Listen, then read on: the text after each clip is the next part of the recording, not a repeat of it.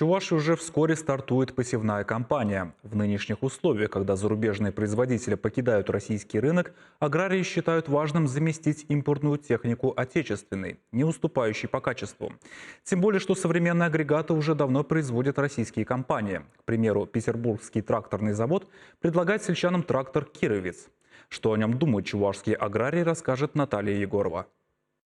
Трактор «Кировец» укомплектован современной гидравликой, гидравлической системой с электрораспределением, системой навески силового позиционного регулирования.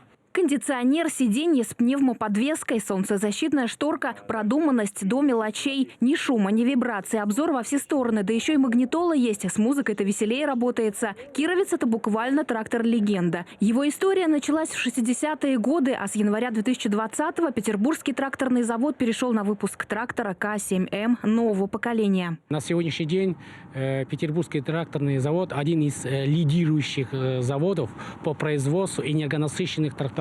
К739М стандарт 1 – настоящий гигант. Проходимый, мощный, 390 лошадиных сил, грузоподъемность навесного устройства 9 тонн. Оснащенные по последнему слову техники тракторы уже оценили российские аграрии. Так новенький «Кировец» взял для работ руководитель хозяйства из Батаревского района Александр Петров. Он уже пользовался техникой этой марки. Фермер уверен, она даже способна заменить на поле 3 трактора других производителей. Немаловажное и сервисное обслуживание. Сервисные группы есть, приезжают, ремонтируют, и обычно они своевременно исправляют.